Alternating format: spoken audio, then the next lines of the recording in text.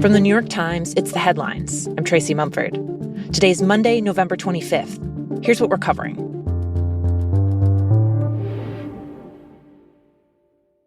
Donald Trump is continuing to race forward, making picks for his cabinet. In just the past few days, he tapped the billionaire hedge fund manager, Scott Bessent, to serve as Treasury Secretary. He picked Brooke Rollins, a conservative lawyer and head of a pro-Trump think tank, to run the Agriculture Department. And he named former pro-football player and Texas state representative Scott Turner to lead the Department of Housing and Urban Development. My colleague David Sanger has been looking at all of Trump's choices and what their goals may be. When I look across President-elect Trump's appointees, I see at least three different factions. To start with, there's a revenge team led by nominees with instructions to rip apart the Justice Department, the intelligence agencies, parts of the Defense Department, and basically to hunt down anyone who participated in the prosecution of Mr. Trump over the past 4 years. Then there's a calm the markets team, which Mr. Trump hopes very much will be led by Scott Bessent. He's got one big job: make sure that the market surge that followed President Trump's re-election continues, and also to make sure that Mr. Trump's more extreme ideas, including tariffs, don't trigger the kind of inflation that ended up being such trouble for President Biden. And then, of course, there's a government shrinkage team. It's led by Elon Musk and Vivek Ramaswamy. They want to carve out what Mr. Musk says will be at least $2 trillion from the federal government. Now, think about that figure for a minute, because the federal government's entire budget is about $6.75 trillion. If you fired every federal employee so that you could save money on their salaries, you wouldn't get halfway to the goal. So where they think they're going to come up with this money is one of the great mysteries. As Trump prepares to take office, he's keeping the names of the donors funding his transition effort secret.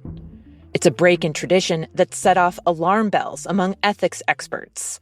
Unlike past presidents-elect, Trump has declined to sign an agreement that's designed to make the handover transparent. It would give Trump's transition team about $7 million in federal funds to pay for staff, office space, and travel before they take over in January. But it comes with strict limits on fundraising.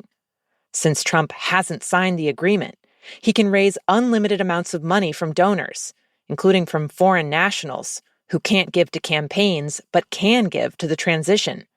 None of the names have to be disclosed, so anyone trying to curry favor with Trump by donating can do so without having their name become public. Trump's team has repeatedly said they plan to sign the agreement, but they blew past deadlines to do so in September and October.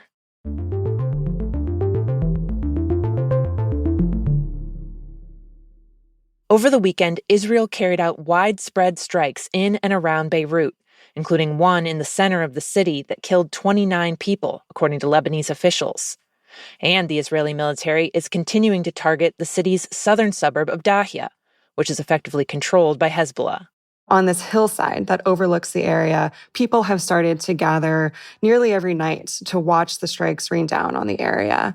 There are some local journalists who are there to get their live shots, but there's also a lot of residents from Dahya who have come to watch what's happening in their neighborhoods.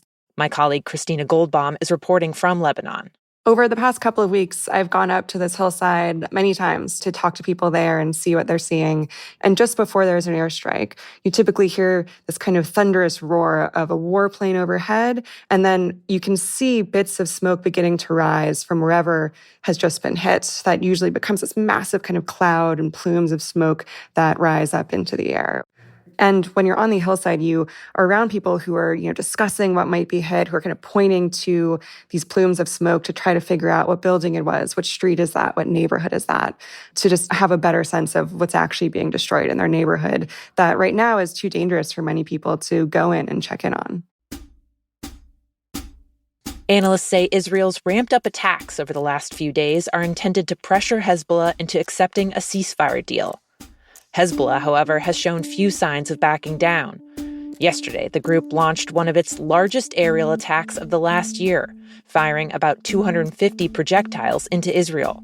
Both sides have said they will continue fighting while the ceasefire negotiations are taking place.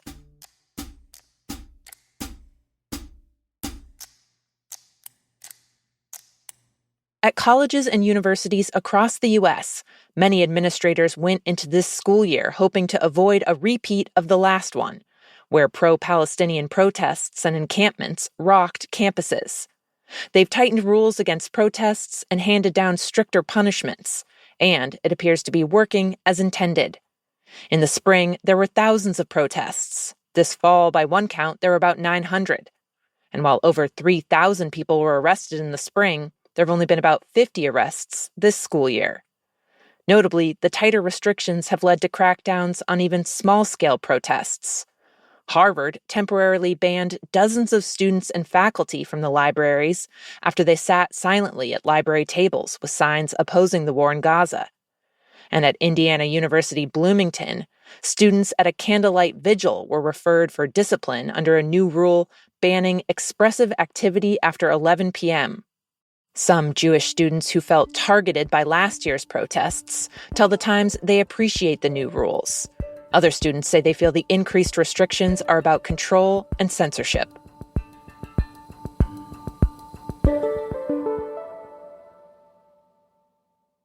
And finally, armchair detectives are taking on pandemic fraud. When the federal government distributed billions of dollars during the COVID-19 crisis, it did so in a giant rush with little oversight. It wanted to get money to people ASAP to keep businesses open and keep people on the payroll. The whole thing was ripe for fraud, and there ended up being so much of that federal investigators have struggled to look into it all. But under the False Claims Act, private citizens can file lawsuits against anyone who may have defrauded the government. And if the government recovers any of the money, those private citizens typically get 15 to 30% of it.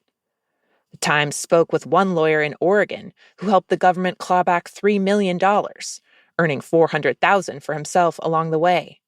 He said he relied on information available on the internet to build his cases, combing through government websites, Yelp pages, news articles, and LinkedIn profiles. Now there are signs that the big payouts are catching people's attention, potentially inspiring more people to do their own sleuthing, whether they're skilled in the area or not. One former Justice Department official said that may not help the situation.